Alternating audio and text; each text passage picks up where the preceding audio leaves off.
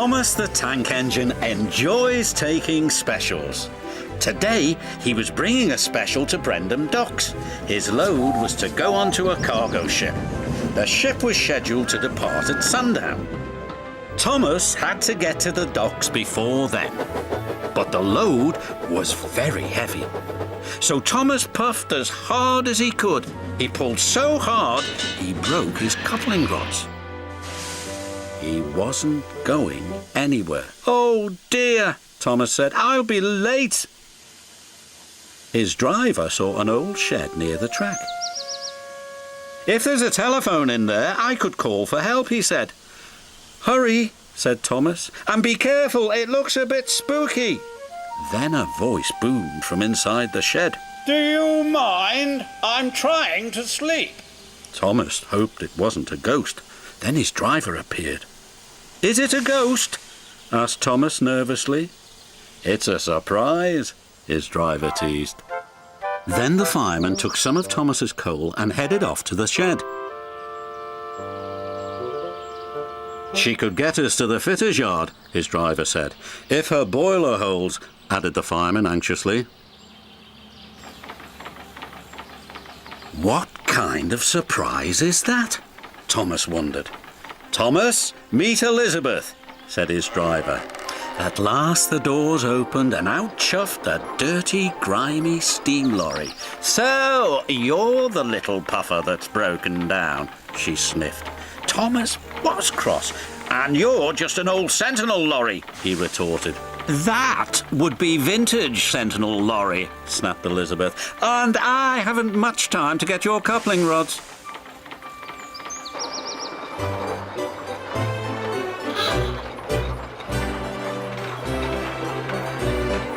The driver was concerned.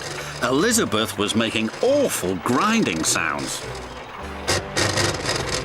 "She's not built for hills," he said anxiously. "You're losing steam," he called. "Just catching my breath," Elizabeth chuffed.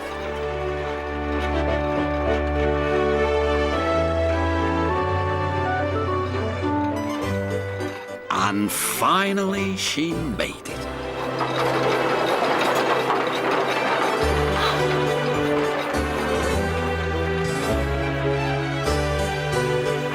When Elizabeth returned with Thomas's coupling rods, she was pleased with herself. "And next time, don't be so careless," she scolded.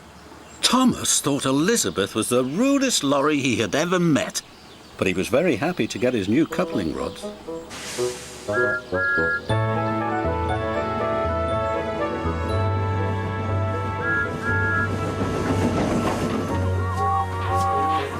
Thomas made it to the docks just in time.